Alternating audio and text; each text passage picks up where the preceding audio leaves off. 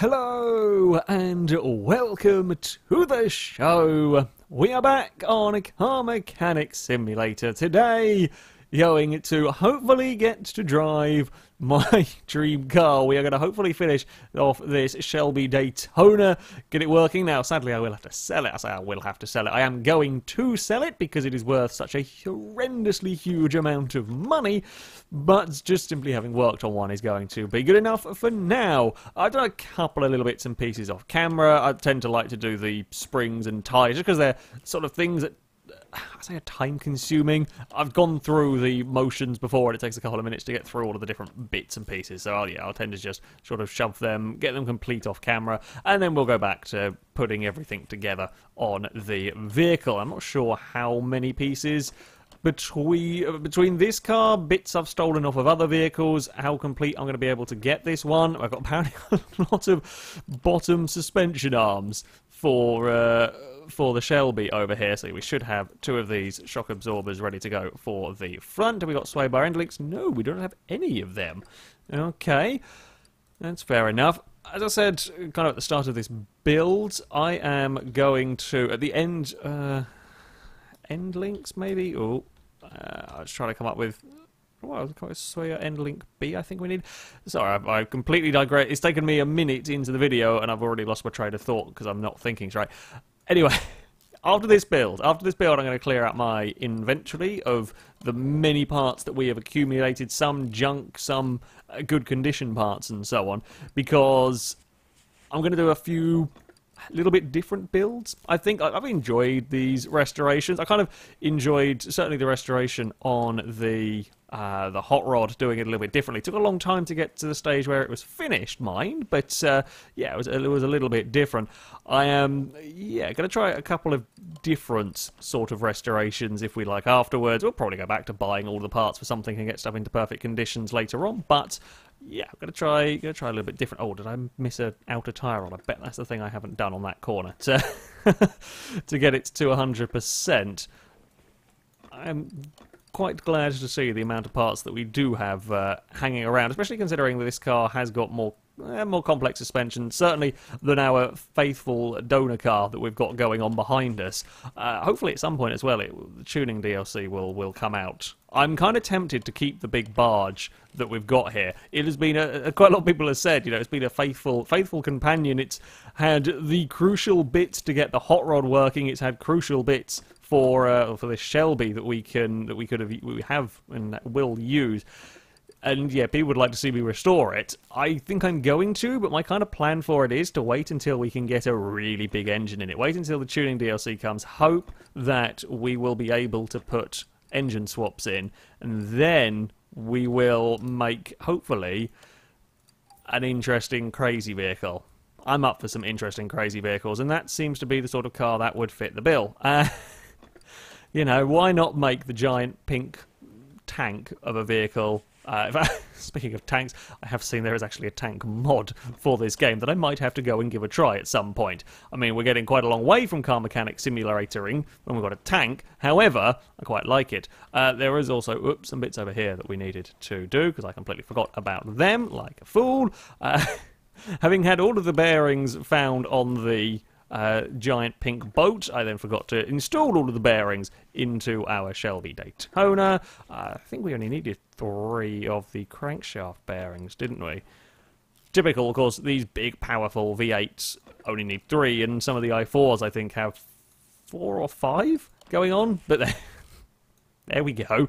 And that'll be the last one of those. Then, oh, we missed the rod cap over there. Definitely don't want to forget one of those. Quite important parts. When I was at college many years ago now, we were rebuilding engines. Someone didn't tighten up one of the rod caps properly on the engine that they rebuilt.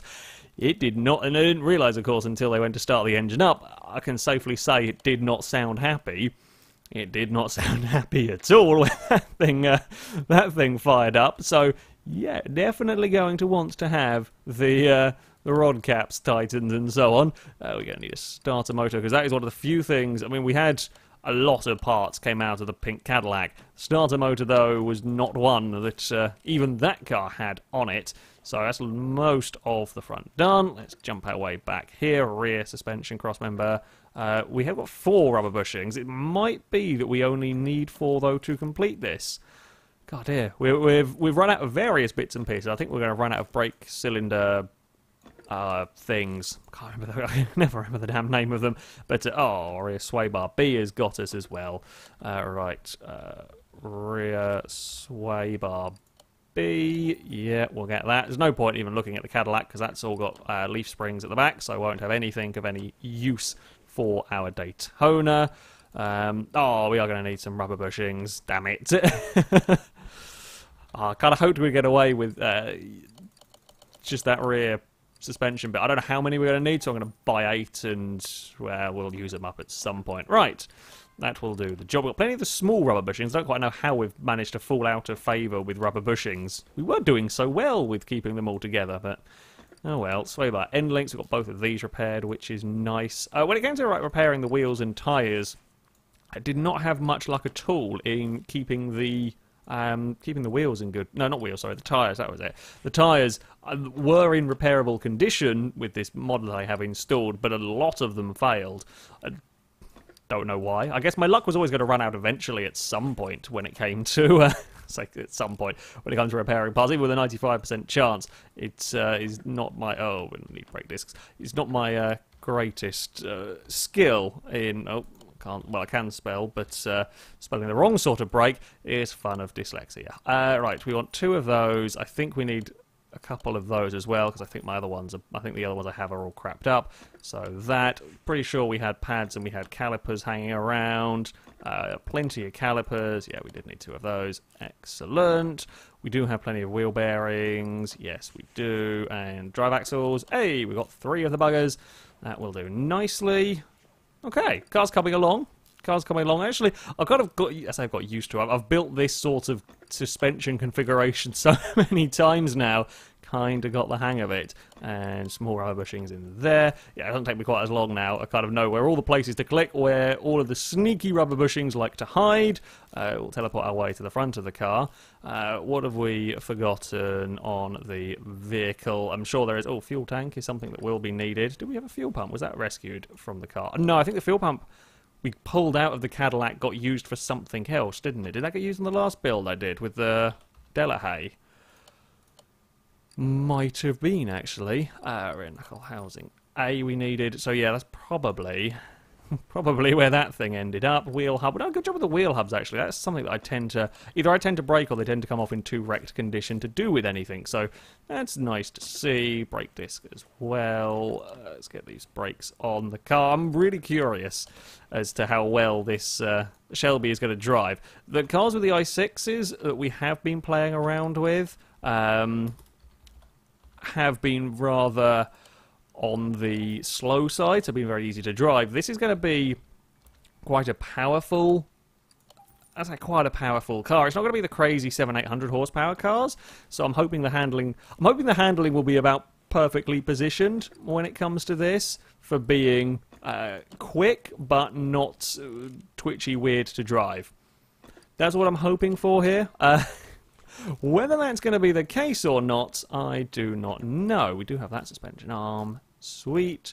And then we have this bit. I think we need a rear spring as well. Oh, rear suspension arm B. We have got that. We need small rubber bushings. Got plenty of those. Spring cap. I think it was this bit here, if I remember rightly. Yes, rear spring was unrepairable.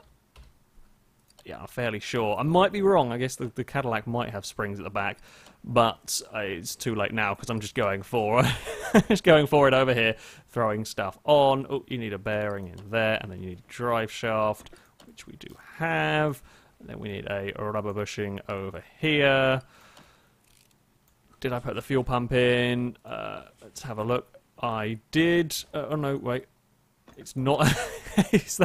That's one of the most difficult parts of bloody C with the slight ghost moding of it all. Right, tyres. We've got some lovely big slick tyres on this. 255s in fact 255s all around, full slick tyres. Quite expensive. I say quite expensive on the tyre front this. I think about $500 each for the tyres, which I guess for full slick racing tyres might not actually be that expensive, but in terms of tyres on Car Mechanic Simulator, they are on the more expensive end of the spectrum. I've got battery and by the looks of it, brake servo to put in. I did the clips on the on the what's it called, the distributor. That's the thing. Right, what do we got? Battery, radiator fan housing, brake servo, and then of course all of the bodywork. Now value hasn't really gone up too much at the moment, to be expected. The engine is by far and away the least valuable part of this car. It's an engine that goes into a lot of vehicles, even some of the lower spec vehicles, so that's not going to add much value. Where the value is going to come, of course, is the bodywork. That seems to be where, as I've said before, these mod cars get their increased value. Right, radiator. We don't have a radiator A. I took out all this engine in here, didn't I? I think I had a radiator C. Shall we have a look at what the rear suspension? Yeah, it wouldn't be any good anyway. Shock absorber might have been useful, but it is on leaf springs, as expected. Right, radiator A. I think it said radiator fan housing B, but I'm now not actually sure, so let's go stick that in. It is fan housing B, so we will want B, and we will want the two fans that go with it. Then it's bodywork. Bodywork, interior, and then I think that is going to be us all done. Shall we fill it up with oil while I think about it, while I'm here? We will. Oh, no, it's this side, isn't it? I'll eventually remember. Yeah, we will get some oil in the car. All the bushings are in place. The clips are in place. The battery's in. We got the starter motor. We put the starter motor. We bought it while we were working on the gearbox. And spinny around over here. Oh, wrong thing. Never mind. Oil is good. And out of all of that. Okay. Perfect. Now, we're going to need both doors. We need trunk. We need rear window. We're going to need both door windows. We need a left headlight. In fact, we can probably go with a... add all of this bit here to the list, because I know we're going to need all of these ones. I think it got one tail light. One tail light came with it, but it was too wrecked for me to do anything with, so we're going to need that. I don't quite know how the window inside the trunk is going to work on this one. I guess we'll see how that goes. And both tail lights. We do actually have number plates hanging around. That's yeah, something. I don't even know what they came off of. We just have number plates from something. It could be from any car that has gone through. Oh, we're probably going to need the exhaust bits, aren't we? Right, front left door. This is an expensive part, okay? But this is where the value is also going to come in. Front right door window. Okay, we're going to need both mirrors. We're going to need tail light. We need the right headlight, isn't it? We need the front window. We need the right headlight. We need the right tail light. We need the trunk. There's a trunk window. Of course there is. I'm a fool. Rear window is kind of like the spoiler. I think we have the fenders in the side exit exhausts. I think are all in, but we will check on that. Okay, assemble mode here. Rear window on. Trunk will go on. Trunk is just basically a frame around there. Trunk window, there we go. That will slot in. Left door, should have door window as well. Okay, that's not going to pop up just yet. There we go. Okay, sometimes these don't always quite show up in the right way. I don't know, behaving a bit peculiarly. Let's go around to the front. Maybe that'll then let me do it. No, it's not really interested in letting me. Less than helpful. Okay, and right door. Maybe if we just go out of that mode, go back to normal mode for a second. Right, assemble mode. Left fender. Okay, left fender's buggered. Is the right fender buggered? No. Okay, so we need both of the fender parts. I can do that. One of those. One of those. Then it will look the part inside here with all of the various kind of, I guess, plumbing for the engine. That will sit in there. I can't seem to do anything with these windows, which is very weird. Let's try and move the car to the entrance way. Why is it not letting me put the windows in? Right, rear right door window. Ah, okay, I think I know what the problem might be. Can we put it in this way? Aha! Right, yeah, the problem is that it was... Oh, okay, it's a little bit glitchy in terms of positioning with those, it seems. Basically, the hitboxes for some of the different parts were overlapping, and that was causing it issues in terms of trying to install stuff. Okay, so the hitboxes for the windows are wonky. That's a shame. I say hitbox. The positioning for the windows is, yeah, kind of slightly broken. Okay. I mean, they've got to stay there because for that 100% completion, if you like, I need the percentage from those parts. But it does look a little bit strange. Right. I think this is the moment of truth. How much is our Shelby worth? Oh, it's worth a lot. We've missed something. Of course, we haven't got the did I put the front license plate on? I thought I did. Oh no, I didn't. It's up to $3 million. This has been a very, very worthwhile endeavor. I mean, of course, it is always going to be. We're working on a Daytona, but monetary wise, this is going to be perfect. Now, we're going to need some seats. I don't think we have any seats hanging around, but I think we're going to want the Typhoon seats. Ah, that steering wheel will go in there. I think we're going to want the Typhoon seats. I mean, it borrows the wheel from the Typhoon, and let's face it, it would make sense. The Typhoon is essentially a Shelby Cobra, so it would make sense that the Daytona, which was essentially a racing coupe version of the Cobra, would use bits from that. So the Typhoon seats shall work. We'll get 2 of those. And interior, assemble, front left seat, front right seat. That should be our car complete. Hey, it is 100% across the board. $4.1 million worth of Shelby. The restoration bonus for getting it to 100% is $684,000. That's a lot. That's a lot of money. We are going to move the car into the paint shop. While not completely necessary for me to do this, I'm not going to get any more money up from painting the car. I do want it to be in proper Shelby blue. And we are going... Oh, do we have the proper livery? Oh, we do.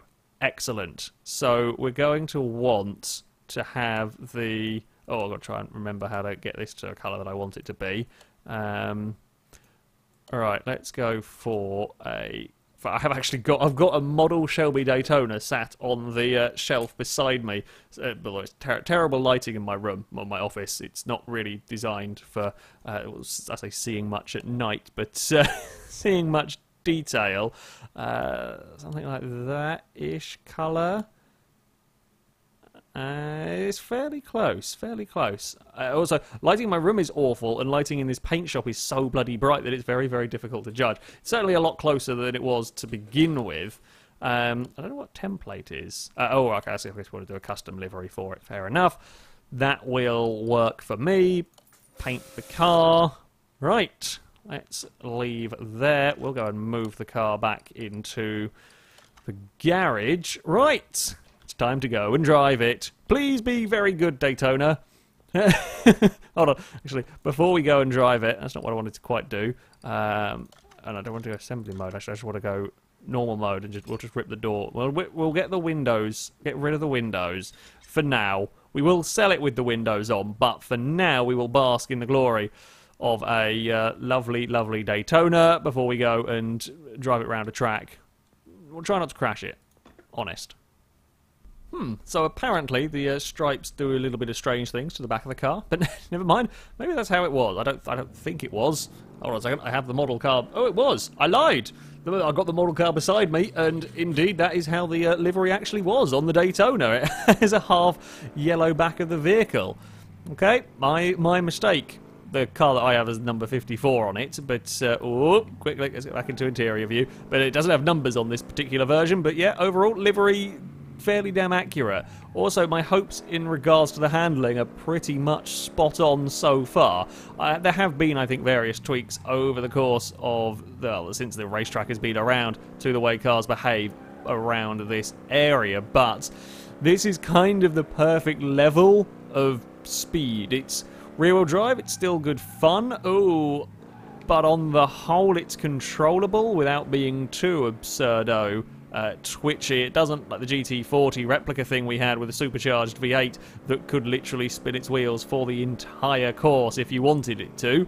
This will behave itself considerably better. It won't twitch around and try and throw you in a wall, which is nice, but it's still going to get up to some pretty damn decent speeds. What are the brakes going to be like going into turn 1 here? Oh, okay, no, so we go on the brakes and it still chucks. Oh, I don't know why it does that. It's so annoying.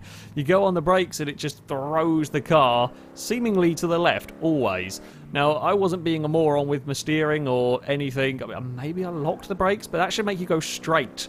Unless you've got, I guess, dodgy brakes, but then this is a perfectly restored Daytona. Yeah, it pulls the car terribly to the left. Maybe just diving on the brakes straight off the bat, not a good idea.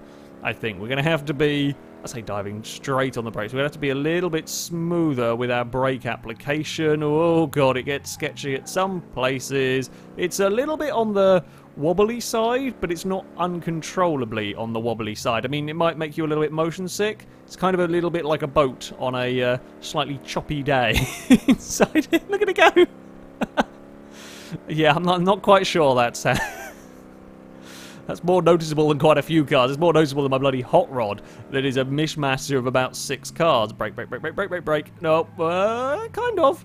Hold it together. We made it around the first corner without a big pile of death and without cutting the turns too much. Oh, yeah, I'm pleased to report that the handling for this car is pretty damn good. I think there are slightly better cars out there, but on the whole, and certainly for rear-wheel drive V8, this is pretty good going. It's pretty good going. We might even get a half clean lap out of the damn car. Oh, God. Throw it around these corners. There we go. We're almost just about hitting some apexes. The curbs are quite vicious for launching it up onto 2 wheels. Not enough to roll it, but they are quite vicious in bouncing it around. That final corner is literally wobble central. Could we go a sub 1 minute lap? I'm sure we have done sub 1. In fact, we probably will, seeing as that first lap was a 1 minute 1. 57.0. Whoa, bloody hell. It's all of the scary there. 57.0. I think it might be one of the quicker lap times that I've done around this circuit. Maybe one of the supercharged beasts has gone quick. They could, I suspect, no doubt, go quicker, but a lot of them are so difficult to drive. Oopsie, wrong button. That, yeah, I don't really like trying to drive them, and you just end up fighting them a lot. So, here we go, 57.0 from the Shelby. Can we get some donuts on the go? Go on, fill the screen with... Oh, not really. I think there's too much grip in this. There's too much grip and not enough power to actually get it to properly spew that... Nope, it just gives up halfway around. Maybe it's trying to change up gears, I don't know. But, on the racetrack, the Shelby is... very, very good indeed. But what about when it comes to the off-road track? Naturally, it only seems right to go and take this vehicle as outside of its comfort zone as we can. Oh, bad thought. We are on slick tyres, which are probably not going to be fun for... for dirt. Now, the hot rod actually made it around this course. The hot rod could survive this circuit. I wonder if the Shelby... Now, the Shelby is not quite as powerful as the hot rod, that is true, but the bigger issues, I think, are these slick tyres feel considerably worse than we saw from the hot rod. That's never going to make it. Ooh, okay. Off-road physics. Interesting stuff. I was curious for a while if it was just about brute power, much like when it comes to GTA 5 off-roading. You off-road... the most powerful cars work best there. Now, this isn't as powerful as the hot rod, no, but it is more powerful than the Delahaye. The Delahaye couldn't get up that hill either. Where are we... reset us at a really weird... I said a really weird angle, but at a strange angle. Yeah, the Delahaye couldn't make it up that hill, but it made it up further than the Shelby, which suggests that maybe there is more involved, certainly in terms of tyres. You know, get those off-road tyres on the Shelby and we'd probably breeze our way up here. But on these racing slicks, where we just can't, there's nothing. Because even from a smaller run-up, the hot rod was able to climb this hill. I mean, hell, the hot rod was climbing the hill from, well, I managed to beach it backing up over here at one point, but the hot rod from leaving this like turning was essentially able to pick up enough speed to bound straight up, and this can't even get as far as the Delahaye made it. Right. So, as off-road physics tests go, tyres are important on here. I mean, you would never, ever take a Shelby Daytona up that hill particularly, but it's interesting to know how the tyres react to the various bits of scenery. Now we're just going to make a Daytona jump across it. I think this likes off-roading even less than the Delahaye did, even though the Delahaye beached itself and got stuck, well, at pretty much every opportunity, and was nowhere near as powerful. Well, that's, I say, a surprising result. I'm glad that that is the result. It's interesting to know, interesting information to know. Well, I think that's going to be that's going to be it for the Daytona. Not much that we can really do out here. The car is just simply not capable. Well, there we go. That will be it for this Shelby Daytona once we can click on it and put in the windows. Oh! Windows have gone incorrectly this time. That's weird. It's extra doubly, superly strange. Huh. I was about to say it's a shame to see this car go, but the blow is lessened slightly by the fact that it doesn't quite always have the windows working as you might expect them to, but they are now apparently working. Okay. Obviously something was weird beforehand, but that apparently has fixed itself. Again, you know, as ever with these mod vehicles, is there not a mirror on this side? No, apparently not. Yeah, as ever with these mod cars, it is easily possible that the mod might have been updated since the time I downloaded it, the time I am using it, so that these little bugs and so on may well be fixed. On the whole, the quality of the mods has been incredible. On this game, it's been absolutely, absolutely phenomenal. Well done to all the guys that are putting in a huge amount of time. There's stacks of mod cars around, and as I said, there's a tank, there's all sorts of mod vehicles around as well, starting to get crazier and crazier. So yeah, I'll forgive the odd windows being out of position, especially when they happen to fix themselves as well. What is that bit? What are you? Like, just a weird... I don't even know what that's supposed to be. I've got it on both sides. Where's my model car? Hold on, I've got my model car with me. And does it have weird sticky outy bits on the doors? No, it does not. Well, that's not to say that they don't. Let me know if you do know what the hell that is supposed to be for. What's on the other side? No, it's not even close enough to be for whatever that is. I don't know. Don't know what that is. But, yeah. It is a beautiful car, and I have restored, essentially, my ultimate dream car. It will be a shame to see it go, but $4.1 million will rather soften the blow. On that one, if we happen to come across a McLaren, I'll almost be able to afford it now from this work. Everything is at 100%. Also want to know who's done over 250,000 kilometres in their Shelby Daytona, but there we go. Time to sell the vehicle. I don't want to sell it, but I do want the 4.1 million.